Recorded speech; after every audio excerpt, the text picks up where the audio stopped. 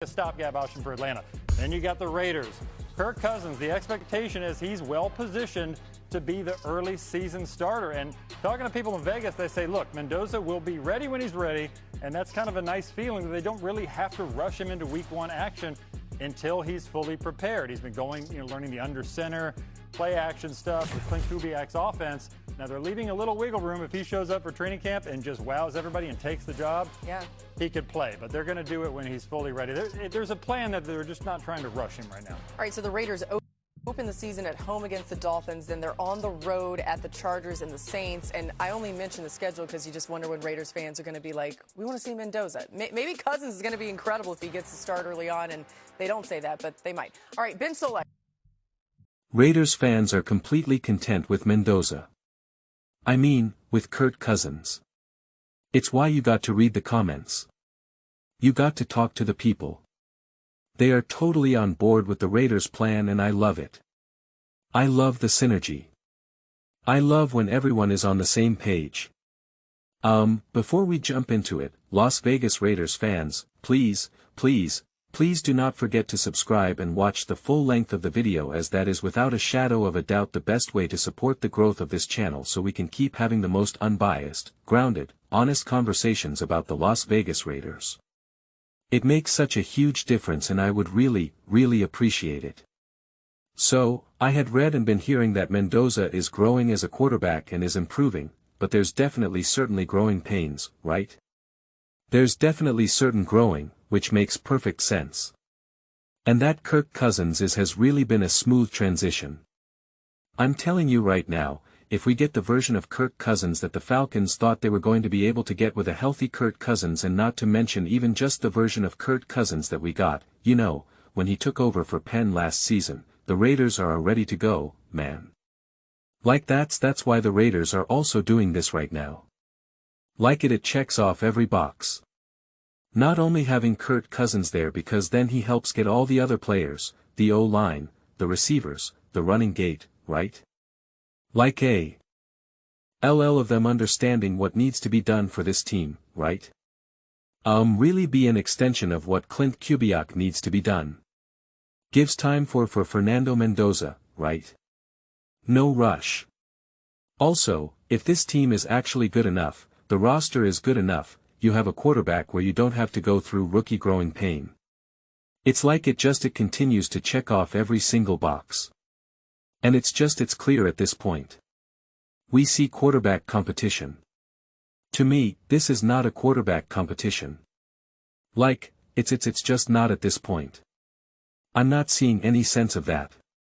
And when Laura was like, oh, I'm bringing up the schedule because they're all gonna want to know, like when Mendoza. It's like I think even if the Raiders started to lose a lot of games and it was starting to get ugly. I feel like actually I don't think it's going to be all the Raiders, and maybe not as many Raiders fans in this immediate moment, but I think a lot of Raiders fans will be like, I don't even want to see Mendoza this season. Like this season is a loss. We're not that like put in any, put in Aiden, put in someone else. That O-line's not good enough right now. I don't want, Fernando Mendoza to be under there. Like, let's just lose. We'll get a top 5 pick and alright, baby, next year. And then it's like, it always feels like next year. But I just feel like the Raiders understand the future at this point. They understand what they're building and what they're going towards. So, like I feel like there wouldn't be the same level of angst like with the New York Giants.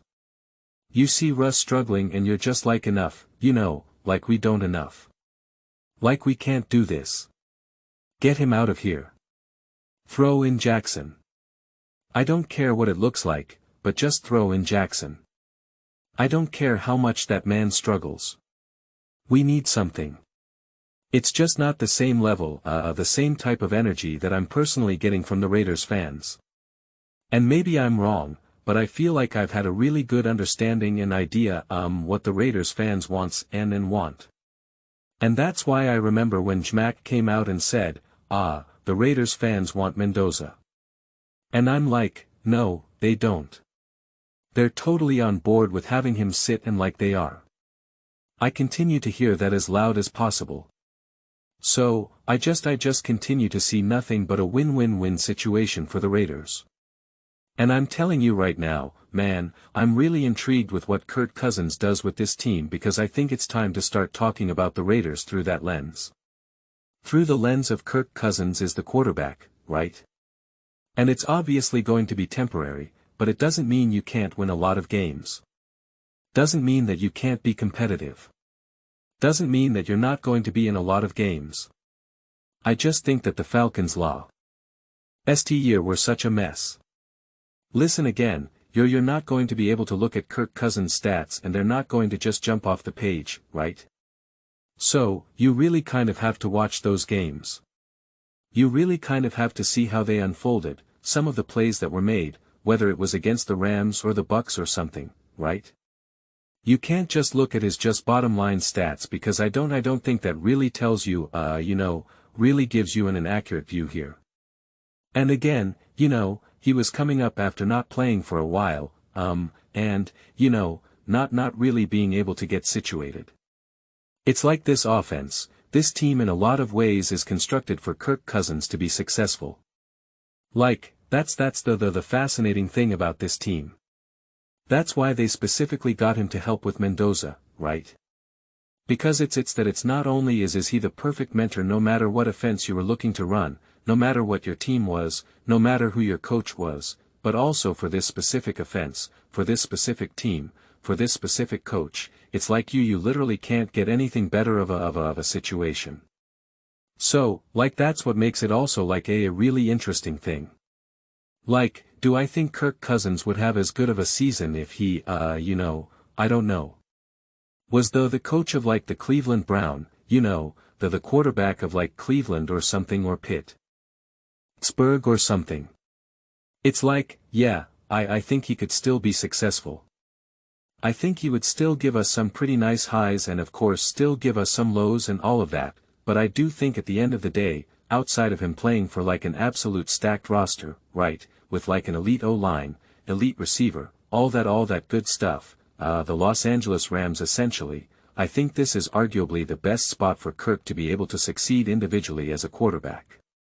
And if that holds up, then again, you're going to have success. You have an elevated roster with an elevated coach and a seasoned veteran quarterback who still has some juice left and will know how to operate this offense and interact with the coaching staff and specifically the head coach and play caller as perfect as you could ever ask. Like that relationship is built. They are speaking the same language. They are on the same page. They're writing the book together in a way that just simply did not exist in Atlanta for instance, just did not exist. So yeah, I think at this point since in the earlier conversations it was kind of like Mendoza, Kirk Cousins, Mendoza, Cousins, mentor, where do we go? Mendoza has to develop this that I think the conversation to start to officially change of like what do we expect out of Kirk Cousins? What do we expect to see how far can this team go with Kirk Cousins and then all of those things? And maybe Mendoza really do. Take it from him last second and is really able to show what he's capable of doing and it's just too exciting to just not do it and they're just like, alright, it doesn't feel that way. It's hard for me to imagine that you bring in Kirk Cousins at this point and you're doing all this stuff and last minute you're like, sorry, Kirk. You're just our backup quarterback right now. I just don't think that is the case. Especially because Kirk Cousins was obviously really upset and bummed about how Atlanta unfolded. And I know no one's feeling bad for him. He made, all that money, but he signed with Atlanta. They're like, you're our quarterback. And they're like, just kidding. We just drafted Michael Penn and that was something that like obviously he was not happy about. I'm not gonna act like Kirk Cousins has all the power in the world and can just pick any team he wants, but I have to imagine they had like a very targeted conversation of like this you are absolutely in the driver's seat, like Mendoza is clearly we have the number 1 overall pick. Like he's clearly our quarterback of the future and all this, but like we're like 98% sure you're going to start. If not, they just straight up told him, no, we're sitting in for a year. We're just not announcing this. And we're just going to kind of just play it by ear and just wait a little bit. But you are absolutely the starter. I see. And see it being really anything less than that. Especially because if it was just like, hey, you want to be a backup quarterback. Like Sean McVay wanted Kirk Cousins desperately. He's like, I want you as my backup. Like lots of teams want him as backup. And there's plenty of spots that he can go to where someone can get. Stafford looked like he wasn't even going to play last year with his back and all of that. Now he's a whole year older. I'm sure he could have found himself in Kansas City, or he could just float around in all these op. He's specifically in Las Vegas. He's specifically with Clint Kubiak, with a quarterback who was a number 1 overall pick who they're like, yeah, we have no problem taking our time with. I think it's very clear. I don't think you have to really read between the lines. It's Kirk Cousins. So, buckle up for the Kirk Cousins era in Las Vegas. I'm actually excited for it. I hope Raiders fans are, 'cause I'm excited to watch the games and talk about it. But those are just my thoughts. I'd absolutely love to hear yours. What do you guys all think? Do you think it's set in stone at this point that it's Kirk Cousins? Like, that's where we're going. That is the direction that this team is in right now. Let me know your thoughts in the comments below. I read every single comment.